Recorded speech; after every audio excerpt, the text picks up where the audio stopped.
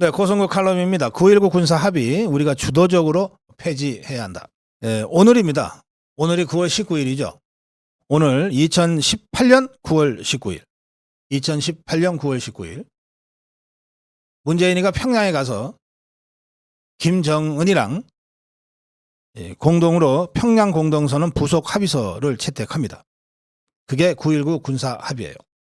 그런데 2022년 국방백서에 따르면 윤석열 정부에서 발간한 국방백서에 따르면 9.19 군사 합의 체결 이후 작년까지 2018년부터 2021년 그러니까 4년 동안 북한이 명시적으로 이 9.19 군사 합의를 어긴 횟수가 17번에 달합니다.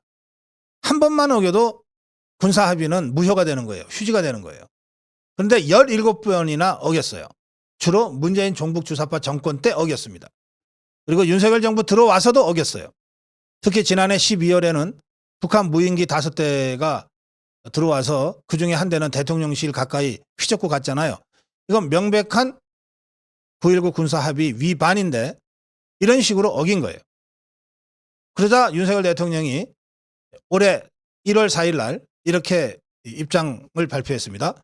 북한이 우리 영토를 침범하는 도발을 일으키면 9.19 군사합의 효력 정지를 검토하라.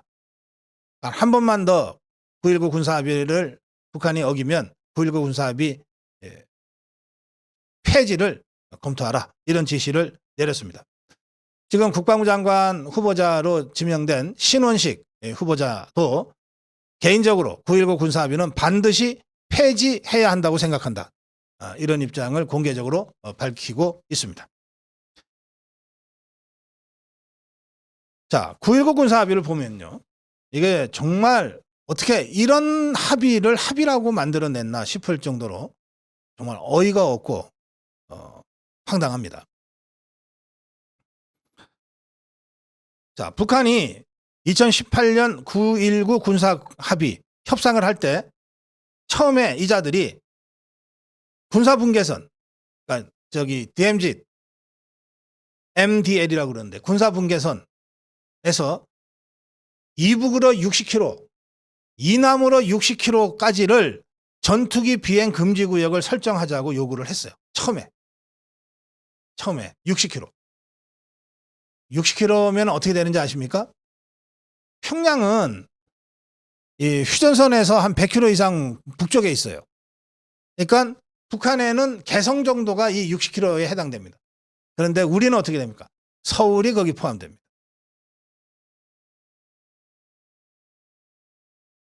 그러니까 이 지리적으로 서로 상이한 이 상황을 잘 이용해 가지고 북한은 개성 정도만 포기하겠다는 거고 대신에 이 60km를 우리가 똑같이 하면 우리는 일산, 서울, 동두천, 춘천 전부가 다 60km에 들어가요.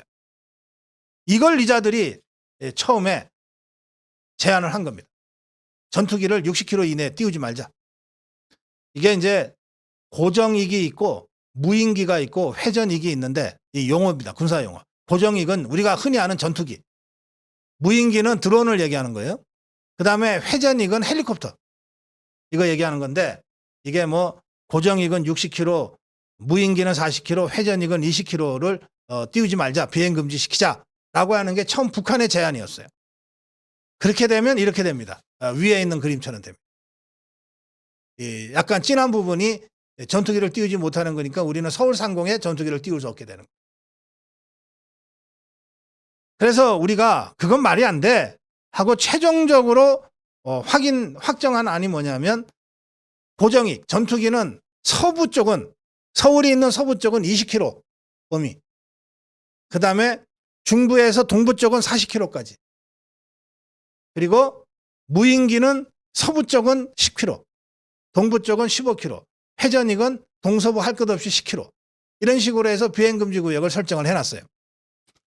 이렇게 해도 우리 입장에서는 서울과 가까운 곳에 이 작전을 함부로 하기가 어려워지기 때문에 전략적으로 매우 불리한 그런 군사협정이었다고 하는 사실은 변하지가 않아요.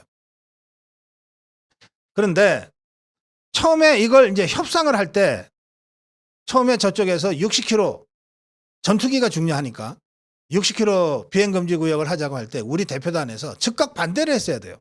그 무슨 소리야. 너네 평양하고 서울하고 거리가 다른데. 근데 이것들이 아무런 반대 못하고 그냥 받아갖고만 왔어요. 북한에 아니 이런데요 하고 받아갖고 왔어. 이게 무슨 협상 대표단이에요. 받아갖고 왔으니 합참에서 벌컥 뒤집어진 거예요. 문재인 정부의 합참입니다. 그렇지만 문재인 정부 때도 합참에는 군인들이 근무하는 데 아닙니까? 자기들이 보고 이건 말도 안 되지. 벌컥 뒤집어졌어요. 그래서 1차 정부안이 가고 또 2차 가고 3차 가면서 최종적으로 아까 제가 보여드린 대로 서쪽은 20km, 동쪽은 40km 이 9.19 군사합의가 결정이 됐는데 그때 처음에 북한이 내려온 60km 안을 거부하면서 우리가 안을 갖고 갔다가 이런 식으로 하면 곤란하지 하고 협박도 받았다는 겁니다. 이 협상단이. 그런데 협상단이 협박받을 때 탁자라도 치면서 당신들 그러면 우리 더 이상 협상 못해. 이렇게 밀고 당기고 했어야 되는데 이 무슨 일인지 문재인 정부에서 파견한 협상단은 북한이 야단 치면 야단 치는 거 그대로 야단 맞고 돌아와서 합참에 보고하는 게 협상단이었다는 거예요. 그만큼 당시 9.19 군사합의에 대한 문재인의 의지가 분명했다. 문재인이가 그렇게 강력하게 밀어붙이는 것을 알기 때문에 협상을 파토낼 수도 없었고 밀고 당기고 할 수도 없었다. 맨날 가서 야단 맞고 다시 와갖고서 검토하고 이런 짓을 되풀이했다. 그때 우리 남쪽의 협상 대표단으로 왔다 갔다 한 자가 김도균이라는 자인데 이 자가 지금 뭐 더불어민주당에서 뭐 공천받아 내년에 출마한다고 뭐 그러고 있는 모양입니다. 뭐 하여튼 그런 허접한 자가 있습니다. 이렇게 해서 만들어진 게 군사 합의입니다. 9.19 군사 합의.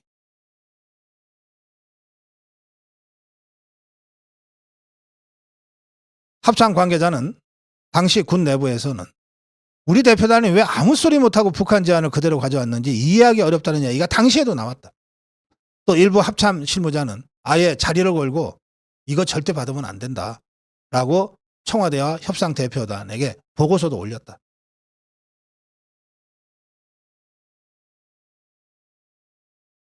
하여튼 이런 우여곡절을 거쳐서 지금 9.19 군사 합의라고 하는 것이 발표가 됐고 그 9.19 군사 합의에 따라서 지금 우리는 서쪽으로는 20km 이내에 군사분계선 20km 이내에 전투기를 못 띄우고 있어요. 제가 여러 차례 말씀드립니다만 우리의 군 편제는 기본적으로 방어용입니다. 방어용은 상대의 공격 징후를 먼저 포착해내는 게 중요해요.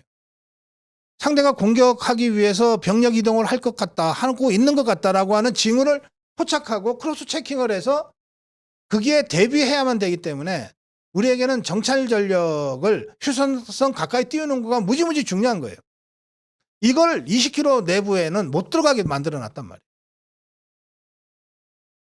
그러니까 9.19 군사합의는 공격형 편제인 북한군의 공격을 위한 징후 포착조차 하기 어렵게 우리 군을 무력화시켜버린 그런 군사 합의였다.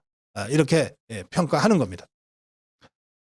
최근 전문가들 사이에서는 이 9.19 군사 합의가 그런데 거의 사문화됐다는 얘기들이 많습니다. 북한이 17차례나 9.19 군사 합의를 대놓고 어겨버렸는데 그 9.19 군사 합의를 꼴권 쥐고 여전히 지켜야 된다고 하는 것은 대한민국 정부밖에 없다는 거예요. 그래서 9.19 군사 합의를 폐기할 때가 됐다. 그 얘기가 나오는 겁니다. 자, 그런데 오늘 그 9.19 군사 합의를 선언한 5주년이라고 이거 기념하고 축하하겠다고 문재인이가 서울로 와요. 이 더불어민주당 종북주사파들이 무슨 63빌딩에서 9.19 군사 합의 5주년 기념행사를 판을 벌렸어요. 문재인이가 거기 행사에 와서 9.19 군사 합의에 김정은과 문재인이가 두 주역이니까 그 주역으로 참석해서 연설하겠다고 지금 서울로 올라오고 있는 중이에요.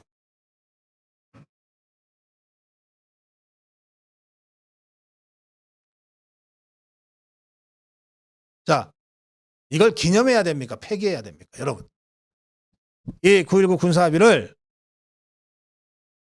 기념해야 됩니까? 폐기해야 됩니까?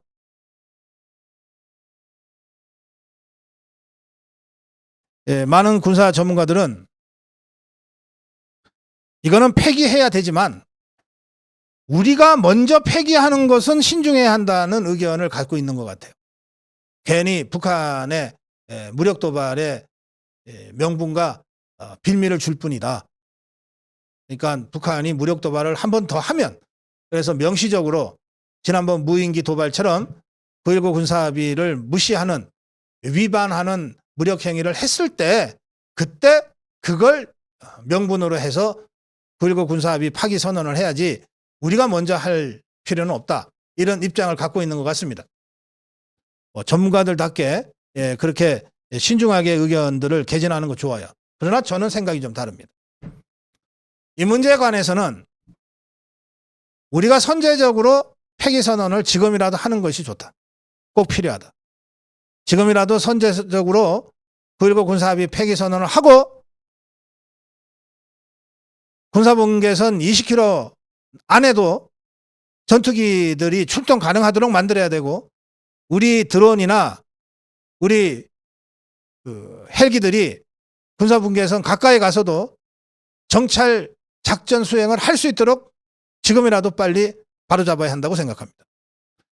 우리가 안 한다고 해서 저것들이 필요할 때 9.19 군사합의를 무시하지 않을 리가 없어요. 김정은이가 필요하다고 생각하면 군사합의, 9.19 군사합의는 말할 것도 없고 그보다 더한 것도 얼마든지 휴지 조각처럼 만들고 도발을 해요. 저것들은 우리 발목을 잡기 위해서 9.19 군사합의를 만들어냈지 자기들이 발목 잡히려고 만드는 게 아니에요. 전혀 구애받지 않습니다. 그런데 우리만 저 9.19 군사합의 때문에 발목 붙잡아 놓고 최소한의 자위적인 이 정찰 전략 자산 운영도 지금 못하고 있는 거예요. 이런 바보 같은 짓을 4년간 했으면 됐지 왜 앞으로 계속해야 됩니까?